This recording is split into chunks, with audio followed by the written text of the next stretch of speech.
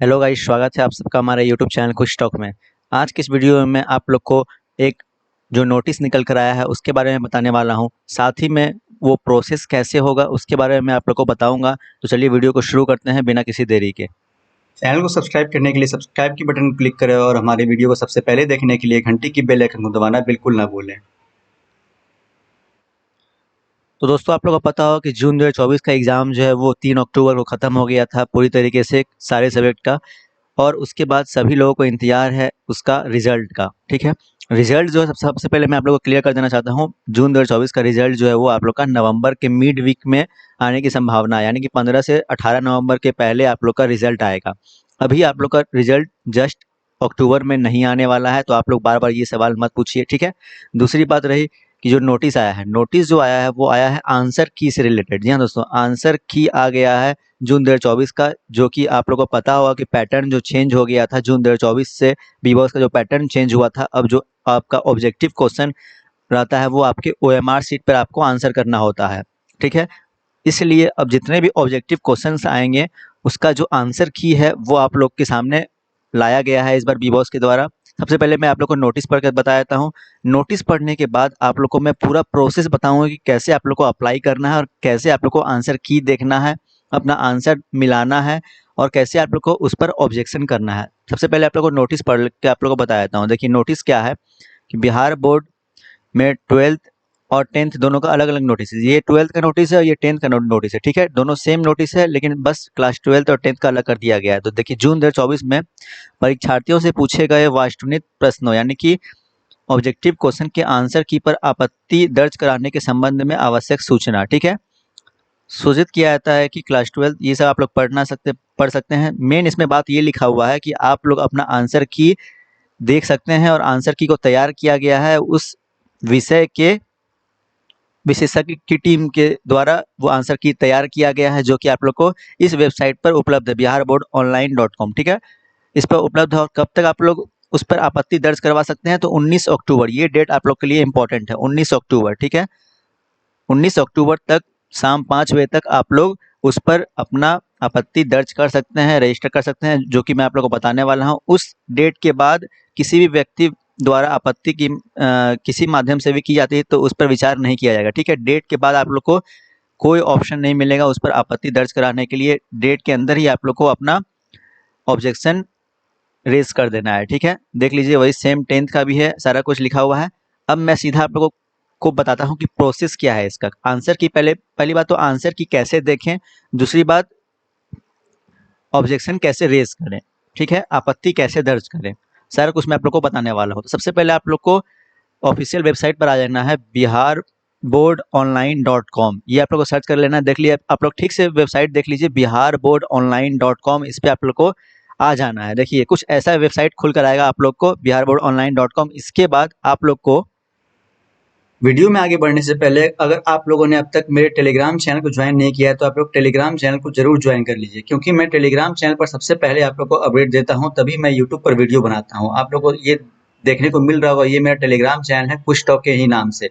आप लोग को क्या करना है, टेलीग्राम पर जाकर सर्च करना है कुछ टॉक। टेलीग्राम पर जैसे ही आप लोग कुछ टॉक सर्च करेंगे तो आप लोग सबसे ऊपर देखने को मिल जाएगा, उस पर आप लोग को ज्वाइन करने का बटन मिल जाएगा। आप लोग चैनल को ज्वाइन कर लीजिए। उसमें क्या फायदा होता है कि आप लोग यहाँ पर देखिए, यहाँ पर 32 कमेंट्स हैं। यहाँ पर आप लोग कोई भी सवाल अपना पूछ सकते हैं, रख सकते हैं, उसका मैं रिप्लाई करता हूँ। सभी लोगों को मैं रिप्लाई करता हूँ। आप लोग पर्सनल मैसेज भी कर सकते हैं।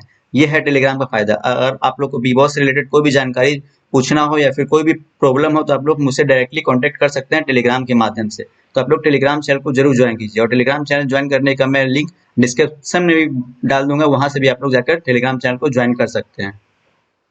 तो दोस्तों ऐसा वेबसाइट खुल कर आएगा। उसके बाद आप लोग को देखिए ऊपर जो स्क्रॉलिंग हो रहा है, देखिए ये जो स्क्रॉल हो रहा है इसी में आप लोग को देखिएगा सबसे पहले, ये तो लास्ट है स्क्रॉल, देखिएगा अभी जस्ट आएगा लेफ्ट राइट साइड से, अभी देखिए यहाँ पर आएगा जो स्क्रॉलिंग हो रहा है, इसी पर आप लोग को क्लिक करना है। देखिए अभी यहाँ पर आया ऑब्जेक्शन रिगार्डिंग, देखिए यहाँ पर लिखा हुआ ऑब्जेक्शन रिगार्डिंग आंसर की।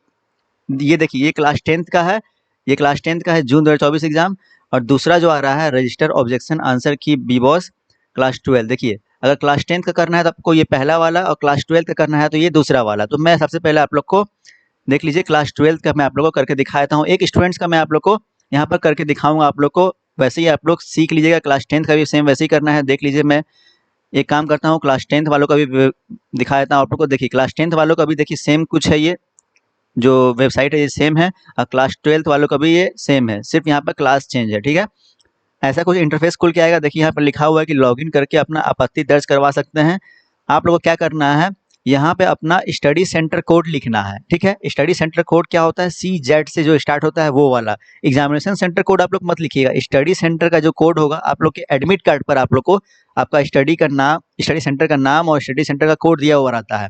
और क्या लिखना है, रोल नंबर लिखना है। ये दो चीज़ आप लोग को यहाँ पर लिखना है और लॉगिन पर क्लिक करना है। मैं एक स्टूडेंट का आप लोग को करके पूरा प्रोसेस के साथ दिखा देता हूँ, वैसे ही आप लोग को करना है। तो मैं एक स्टूडेंट्स का स्टडी सेंटर कोड लिख लेता हूँ और रोल नंबर लिख लेता हूँ, उसके बाद मैं आप लोग को बताता हूँ लॉगिन करके। तो देखिए दोस्तों, मैंने एक स्टूडेंट का यहाँ पर स्टडी सेंटर कोड लिख लिया और रोल नंबर लिख लिया। अब मैं यहाँ पर लॉगिन पर क्लिक करूँगा। जैसे ही मैं लॉगिन पर क्लिक करूँगा, देखिए स्टूडेंट का जो डिटेल है वो खुलकर सामने आ जाता है, ठीक है। ये स्टूडेंट का डिटेल यहाँ पर खुल के आ जाता है। यहाँ पर स्टडी सेंटर नाम आपका यहाँ पर लिख के आ जाएगा। सबसे ऊपर हेडिंग में रजिस्ट्रेशन नंबर आ जाएगा, रोल नंबर आ जाएगा, फादर नेम आ जाएगा, मदर नेम आ जाएगा। अब ये आपका डिटेल आ गया। इसी को आप ऊपर स्क्रॉल करेंगे तो देखिए यहाँ पर लिखा हुआ रहेगा आंसर की फाइल। यहाँ पर आप लोग को क्या करना है, देखिए यहाँ पर ऑप्शन पूछ रहा है सब्जेक्ट। देखिए जैसे इस स्टूडेंट का हिंदी था, इंग्लिश था, इकोनॉमिक्स था, बिजनेस स्टडीज था और अकाउंट्स था, यानी कि ये कॉमर्स का स्टूडेंट था, तो उसका ये सारा सब्जेक्ट था। जो भी आप सब्जेक्ट एग्जाम देंगे उसका यहाँ पर लिखा हुआ रहेगा। जैसे मैं यहाँ पर आप लोग को इंग्लिश पर क्लिक करता हूँ। जैसे ही मैं इंग्लिश पर क्लिक करूँगा तो यहाँ पर देखिए इंग्लिश का जो है आंसर की आ जाता है। देखिए यहाँ पर आंसर की आ गया है। 35 क्वेश्चन था, आप लोग को पता होगा। देख लीजिए यहाँ पर क्वेश्चन नंबर 1 का बी आंसर है, 2 का बी, ऐसे करके सारा आंसर यहाँ पर आ गया है 1 to 50, माफ कीजिएगा 50 क्वेश्चन था यहाँ पर इंग्लिश में, 50 का यहाँ पर ऑब्जेक्टिव का आंसर आ गया है। अब क्या करना है, ये आंसर की आप लोग को देखने के बाद ये आप लोग आंसर की देख लीजिएगा कि क्या है और आपने जो करेक्ट किया है या फिर नहीं, उसके हिसाब से आप लोग को देखिए यहाँ पर पूछ रहा है कि किस क्वेश्चन नंबर पे आप लोग को ऑब्जेक्शन देना है, यानी कि 1 से 50 नंबर में किस क्वेश्चन पर आप लोग को ऑब्जेक्शन रेज करना है, यानी कि आप लोग को आपत्ति दर्ज करवाना है। जैसे कि मुझे 8 नंबर पे दर्ज कराना है और समस्या पूछ रहा है कि क्या क्वेश्चन गलत है, यानी कि क्वेश्चन इज रॉन्ग या फिर आंसर इज रॉन्ग। इन दोनों में आप लोग को एक सेलेक्ट करना है। अगर आंसर गलत है, जो कि आंसर की दिया गया है, वो अगर आंसर गलत है तो आप लोग को आंसर इज रॉन्ग पर क्लिक करना है, और अगर क्वेश्चन गलत है तो क्वेश्चन इज रॉन्ग पर क्लिक करना है, ठीक है। उस पर आप लोग को सेलेक्ट कर लेना है और करेक्ट आंसर क्या होगा आपके हिसाब से, करेक्ट आंसर क्या होना चाहिए, ABCD, ठीक है। जो कि आंसर की में यहाँ पर गलत है उसके हिसाब से आप लोग का सही आंसर क्या होना चाहिए, A, B, C या D, जो भी आपको लगता है वो आप लोग क्लिक कर दीजिएगा। और साथ ही में यहाँ पर कारण लिखना है, यानी कि जस्टिफिकेशन लिखना है कि क्यों आपको लगता है कि इसका आंसर गलत है, आंसर की में इसका आंसर गलत है और ये आंसर होना चाहिए इसका ABCD में, और उसका रीज़न क्या है वो आप लोग को यहाँ पर लिखना होगा, ठीक है। ये आप लोग बात ध्यान में रखिएगा, रीज़न आप लोग को लिखना होगा। उसके बाद आप लोग सेव पर क्लिक कर दीजिएगा। आपका ऑब्जेक्शन जो है वो रेज हो जाता है, यानी कि आपत्ति आपका दर्ज कर लिया जाएगा। वैसे ही एग्जाम्पल के तौर पर मैं एक दूसरे सब्जेक्ट का लेके देखता हूँ यहाँ पर। चलिए बिजनेस स्टडीज़ का मैं यहाँ पर लेके देखता हूँ, ठीक है। बिजनेस स्टडीज़ का मैं यहाँ पर आंसर लेके देखता हूँ। इसमें देखिए ऑब्जेक्टिव तो था ही, साथ ही में देखिए मैच द फॉलोइंग था, इसका भी आंसर दिया गया है, मैच द फॉलोइंग, ठीक है। ट्रू फॉल्स का भी यहाँ पर आंसर दिया गया है। तो यहाँ पर ऑब्जेक्टिव जितना भी है सबका आंसर यहाँ पर दिया गया है, आप लोग देख सकते हैं।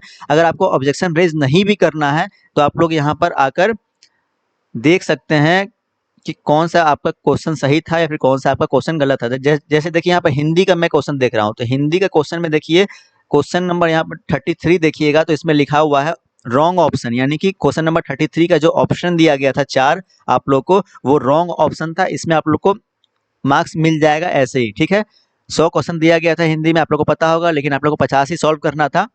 लेकिन क्वेश्चन नंबर 33 में आप लोग का रॉन्ग ऑप्शन दिया गया था, इसलिए आप लोग को इसका मार्क्स ऐसे ही मिल जाएगा, 1 मार्क्स आप लोग को ऐसे ही मिल जाएगा, ठीक है। वैसे ही आप लोग सारा सब्जेक्ट का यहाँ पर आंसर की देख सकते हैं। देखिए यहाँ पर ऑप्शन अवेलेबल है। इसके बाद आप लोग को जिस भी सब्जेक्ट का आप लोग को रेज करना है, उसके बाद आप लोग को क्या करना है, सबसे ऊपर आकर आप लोग को लॉग आउट कर देना है। सबसे ऊपर आइएगा और राइट साइड में देखिएगा यहाँ पर लॉग आउट का ऑप्शन दिया गया है। लॉग आउट पर क्लिक कर दीजिएगा। आप लोग का जो लॉगिन ID था वो लॉग आउट हो गया है, यानी कि जो आपका प्रोफाइल लॉगिन था वो लॉग आउट हो गया। इसके बाद आप लोग वैसे ही क्लास 10th वाले भी कुछ ऐसे ही करेंगे, अपना स्टडी सेंटर कोड डालेंगे, रोल नंबर डालेंगे और लॉगिन करके आप लोग देख सकते हैं। तो ये मुझे प्रोसेस आप लोग को बताना था, जो कि मैंने आप लोग को प्रोसेस समझा दिया है अच्छे से। आप लोग को अगर आंसर की देखना है तो आप लोग आंसर की भी देख सकते हैं, और अगर ऑब्जेक्शन रेज करना है तो आप लोग ऑब्जेक्शन रेज भी कर सकते हैं, यानी कि आपत्ति दर्ज भी करवा सकते हैं किसी क्वेश्चन से।